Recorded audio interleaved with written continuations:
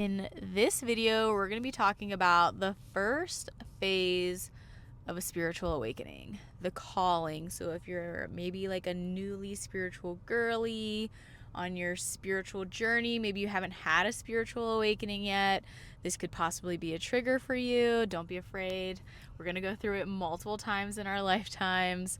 I myself can think of probably 3 different spiritual awakenings I've had, and we're going to dive right in.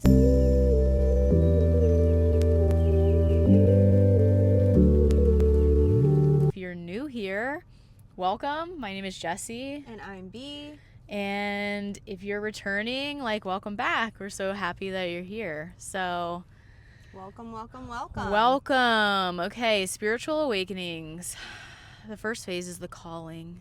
It's that undeniable, unsettling feeling inside.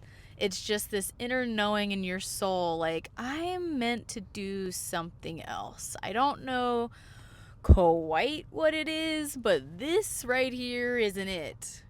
And you might have that, call with a partner, like I have in the past. I was married before, and it was a really toxic and abusive marriage. We'll save that for another episode, but I had my first spiritual awakening then. And what happened? It was just I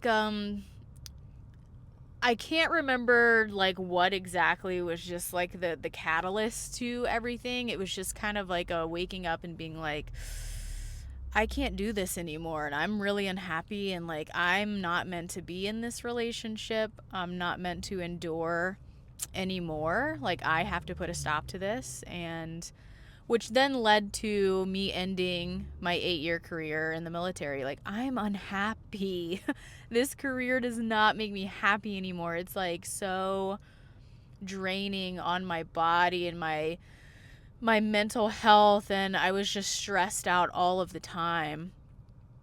And it was just a ripple effect. It was just boom, I got divorced, and then I got out of the military, which was just a security blanket, but fully having trust in the universe that I was going where I was supposed to go, and that wherever I ended up was where I was meant to be. And it all started with the call. That's what I'm hearing that led to all of the actions. Right. So we can feel a call and not take any action on it. And that's fine. No judgment here or there. But we're definitely the type of people that once we see something, we can't unsee it. And then we need to create or then we need to act, aligned action with whatever that call is. Even if it does not make any sense to your mind, but your heart and your soul, something bigger than you, the wisdom of your body, is saying, this is what I need to do.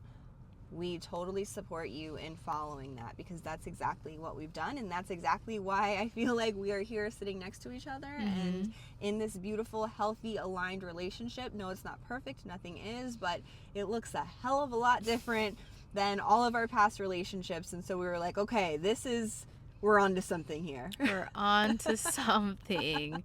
And, which it all led me to, like I said, I've had multiple calls, I found myself in, kind of the same, I feel like it was the same kind of thing playing out. I was in a relationship, it wasn't abusive, it wasn't it was really anticlimactic. It was just we were roommates. It was just boring. Very boring, very okay, what are we doing? And then waking up again and just being okay, Jess, we've been here before. We know what to do. We can shift our reality at any time that we choose. And I chose again to do that. And not very long after that, I left my corporate job. And oh, I've never seen the parallels. See? Huh. There's a parallel there. So then it was boom, I left my corporate job. I didn't know what I was going to do, but I took that leap towards, being an entrepreneur, and then started my Airbnb business, and then realized that wasn't the calling, but that was what got my foot out the door to what I'm doing now. Your purpose. My purpose. Helping women just like you on their spiritual paths, on their healing journeys, totally like guiding you, coaching you, being your biggest cheerleader in your transformation. That's what we're both here to do. We realize we have a joint purpose. We have something, that we're creating together.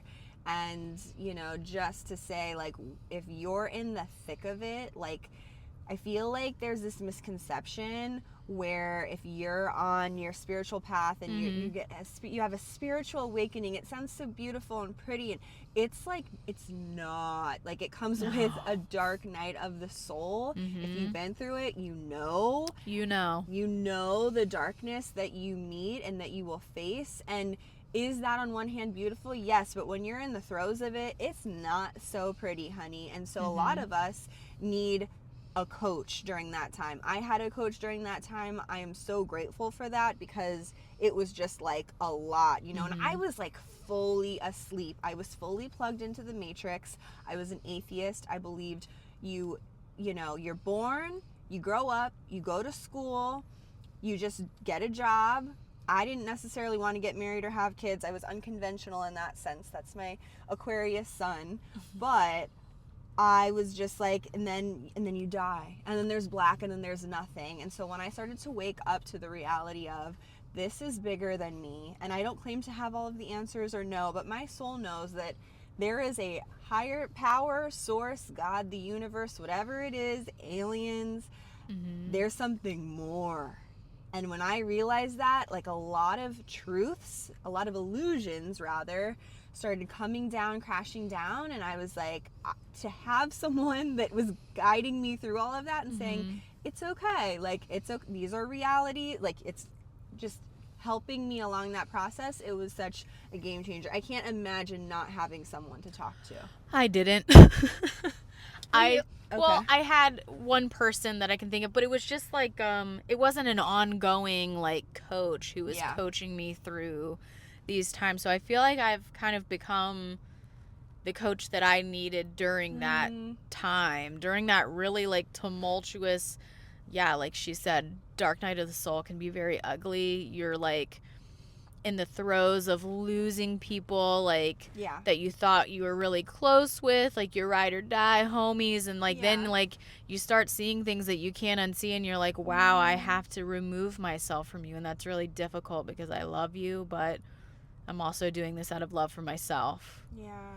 And during my, like, first sort of spiritual awakening, that was like a big one, when I realized there's more to this world, to me, than what I'm seeing. A lot of my trauma came up, like big T traumas that I had not dealt with. I was sober for like 2 years, but I was still in the process of avoiding, and okay, let me just get like clean and focus in on my work and my clients and be present with that. But then all this stuff started coming up in my body, all of these past memories, abuse, like really terrible things that I had put myself through and endured, during my drinking days. And oh my God, navigating that was probably the heaviest thing I've ever been through, for sure, because I had been through, obviously, darkness. If you've had any addictions, with that comes so much darkness. But especially if you're like intoxicated, substances, like, you go through it, but you're not fully present, you're not fully there for it. So like, I had like gone through attempted suicides and stuff like that, and hurting myself and putting myself in really dangerous situations, but I wasn't fully present. Then after, when I went through my awakening, I was fully present because I was sober. So it was like a totally different experience to go through. Not saying everyone's journey is like that. That was just mine, but it can be. It can be, absolutely. And then, we've experienced, I feel like, a spiritual awakening together. That's in one of our other episodes where we're talking about escaping the matrix, that you can go click on and watch. We have 3 parts to it. We'll put the links below. Yeah, the links will be below where you can watch that, and where we quite literally had our souls calling, and we got rid of everything we owned and left the country, learned some different modalities. Like, we're just, we really threw ourselves into it. When we go in, we go all in. That's the thing about Jess and I. It's all or nothing. Awesome. So that's just like phase one, like part one of your spiritual awakening. Of course, we know awakenings are not linear, so it's not like you go through these stages like perfectly and okay, one step after the other. Like, no, but typically the first is the calling, and that's when comes in, you know, the awareness of whatever it is. So, Yeah. cool. If you like this video, make sure that you hit that subscribe button, leave a comment, share with your friends, and we will see you in the next one. Take what you need, leave the rest, and go love yourself.